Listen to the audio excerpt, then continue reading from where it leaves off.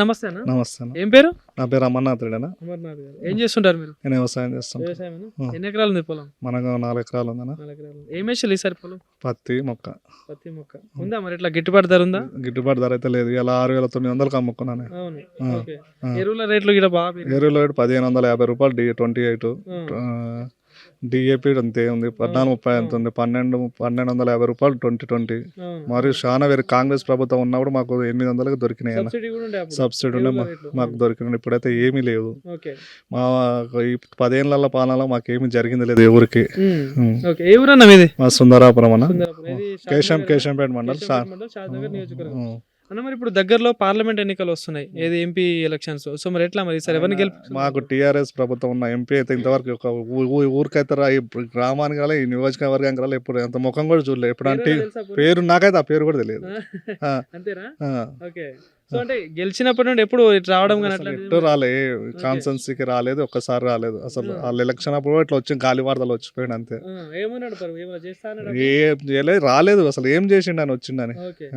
గతంలో పాలించిన ప్రభుత్వం ఎట్లా అనిపించింది మరి? మా ఎమ్మెల్యే ఉండే, మా ఎమ్మెల్యే అంజయ్ యాదవ్. ఆయన 10 ఏళ్ల పాలనలో 2 సార్లు 3 సార్లు సుందరాపురం వచ్చిండు. అది ఎలక్షన్ లో ఒకసారి వచ్చిండు, మధ్యలో ఒకసారి వచ్చిపోయాడు అంతే. ఇంతవరకు రాలే. ఇప్పుడు ప్రజెంట్ శంకరన్న గెలిచినాక కాంగ్రెస్ ఎమ్మెల్యే మా మండలానికి ఇప్పటికి 7 సార్లు వచ్చిండు. గెలిచిన 2 నెలల్లో సమస్యలు తెలుసుకోవడం, ఎవరికి ఏం ప్రాబ్లం ఉన్నా వచ్చిపోవడం. ఇంకోటి ఏం కావాలన్నా ముందు చూసుకుంటా నేను, నా కాడికి రాండి. అప్పుడు ఆయన కలవాలంటే అంజయ్ యాదవ్ కన్నా కొడుకుని కలవాలి ఫస్ట్, రవి యాదవ్ని. రవి యాదవ్ని కలవాలంటే ఇంకోని కలవాలి. వాళ్ళని ఏమి ఇవ్వలేము మాకు అసలు. చాలా ఇబ్బందులు పెట్టిండు. సో మరి ఇప్పుడు కాంగ్రెస్ ప్రభుత్వం వచ్చింది, 6 గ్యారెంటీలను పెట్టింది, ఏదో ప్రజాపాలన అని ప్రజా దరఖాస్తులు కూడా తీసుకోవడం జరిగింది. సో మరి దానివల్ల ఏమైనా లాభం జరిగిందా? ఇప్పుడైతే మేము ప్రగతి భవన్ అక్కడ రేవంత్ అన్న అక్కడ చూసుకుంటున్నాడు, సీఎం గారు చూసుకుంటున్నాడు, మేము చూస్తున్నాం. మాకుంది ఇక్కడైతే మాకు 2 గ్యారెంటీలు అయితే అందాయి. 3 గ్యారెంటీలు కూడా నాకు నిన్ననే, మాకు మొన్న ఏమైందంటే మాకు పేర్లు రానోళ్ళే గ్యాస్ అని 500 గ్యాస్ అది పేర్లు రానోళ్ళకి సబ్సిడీ రానోళ్ళని వచ్చి మళ్ళా పంపించిండు. అది చేస్తున్నాడు, అది కూడా అవుతుంది. విద్యుత్ కూడా మాకు మెసేజ్ వచ్చేసింది. సెంట్రల్ లో బీజేపీ గవర్నమెంట్ కూడా 2 సార్లు అంటే 2 టర్మ్స్ నుండి పాలిస్తుంది. సో అది ఎట్లా అనిపిస్తుంది మరి?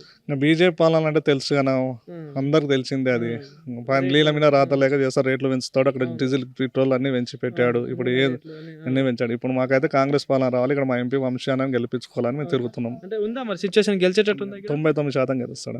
గెలుస్తాడు. సో మరి ఏం చేస్తా అన్నాడు మరి ఇక్కడ మీకంటే ఒకవేళ గెలిచినా కూడా ఏం సమస్యలు ఉన్నాయి, ఏం చెప్దాం అనుకుంటున్నారు? ఇప్పుడు మాకు రోడ్ల ప్రాబ్లం ఉంది.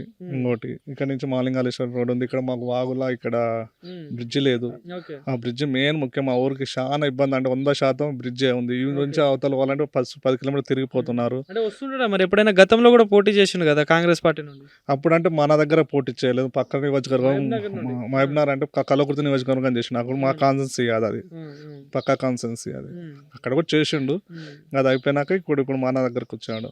సో మరి పోటీ ఎట్లా ఉంటది అంటారు మరి? మీకు తెలిసి మహబూబ్నగర్ పోటీ అనేది లేదు కదా, నన్నడికి 1 సైడ్ గెలిచిపోతాడు. Okay, thank you.